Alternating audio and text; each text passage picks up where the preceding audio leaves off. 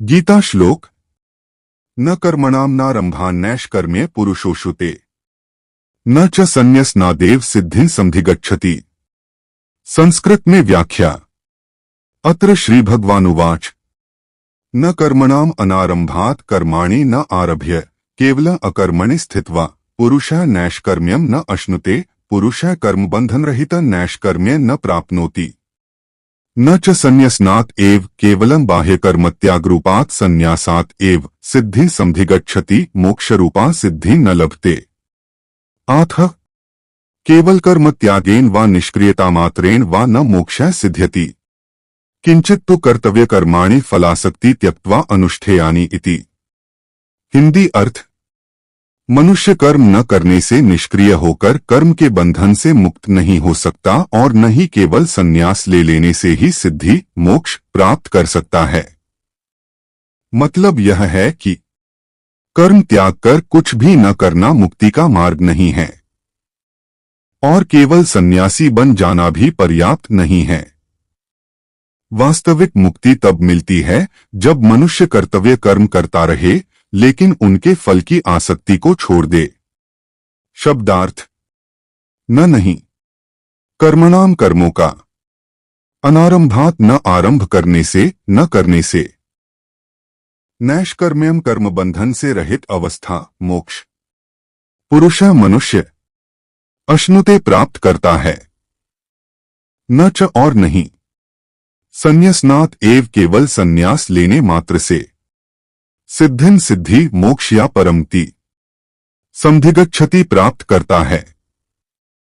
शब्दार्थ के आधार पर मनुष्य कर्मों का अनारंभ अर्थात आरंभ न करना, काम न करना करने से नैष्कर्म्य कर्मबंधन से मुक्त अवस्था को प्राप्त नहीं कर सकता और केवल संन्यास कर्मों का बाह्य रूप से त्याग कर देना मात्र से ही वह सिद्धि मोक्ष अथवा परमति प्राप्त नहीं कर सकता। अर्थात सिर्फ कर्म छोड़ देने से या केवल सन्यासी बनने से मुक्ति संभव नहीं है। सच्चा मार्ग है अपने कर्तव्य कर्म करते रहना और उनके फल की आसक्ति को त्याग देना। भावार्थ।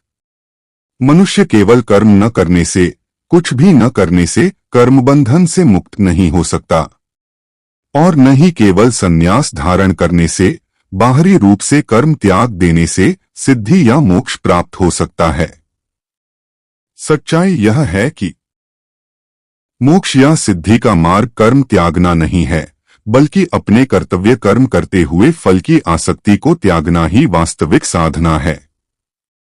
सरल अर्थ इस श्लोक की प्रथम पंक्ति कर्मयोगी, स्वयं दूसरी पंक्ति सांख्य योगी ज्ञान योग के अनुयायियों के संबंध में है। प्रथम पंक्ति में श्री कृष्ण कहते हैं कि कार्य के प्रति केवल उदासीन रहने से कर्मफलों से मुक्ति की अवस्था प्राप्त नहीं होती। मन निरंतर फल प्राप्ति का चिंतन करता रहता है और क्योंकि मानसिक कार्य भी कर्म का ही रूप है, इसलिए यह भी शारीरिक कार्य के समान मनुष्य को कर्म के बंधनों में बांधता है। सच्चे कर्मयोगी को कर्मफलों की आसक्ति से रहित होकर जीवन निर्वाह करना अवश्य सीखना चाहिए। इसके लिए बौद्धिक ज्ञान को उन्नत करना आवश्यक होता है। इसलिए कर्मयोग में सफलता पाने के लिए तत्व ज्ञान भी अनिवार्य है। दूसरी पंक्ति में श्री कृष्ण स्पष्ट करते हैं कि सांख्य योगी केवल संसार से संन्यास लेकर और सन्यासी बनकर आत्मज्ञान की अवस्था प्राप्त नहीं कर सकता। कोई भी मनुष्य भोगों का परित्याग कर सकता है, किंतु जब तक मन अशुद्ध रहता है तब तक वास्तविक ज्ञान का उदय नहीं होता।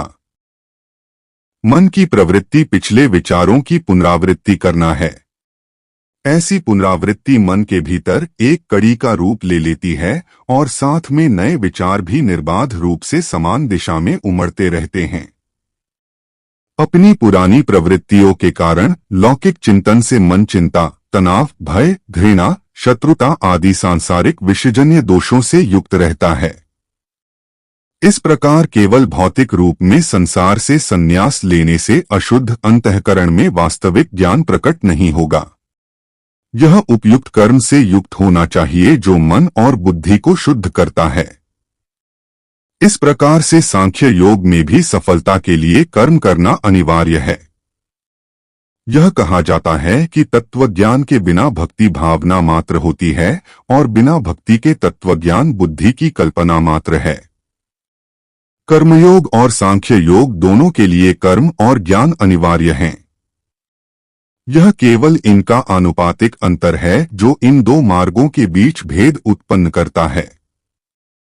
उदाहरण, मान लीजिए एक छात्र पढ़ाई बिल्कुल छोड़ देता है और सोचता है कि कुछ भी न करने से मुझे ज्ञान मिल जाएगा, लेकिन ऐसा नहीं होता।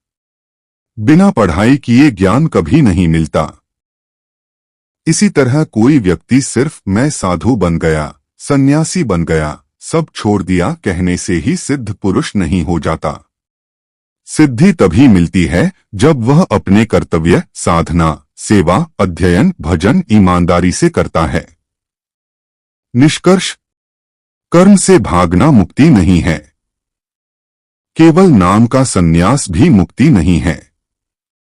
असली मार्ग है अपने काम, कर्तव्य को करते हुए फल की चाह छोड़ देना। संक्षेप में, केवल कर्म छोड़ देने या संन्यास ले लेने से मुक्ति नहीं मिलती।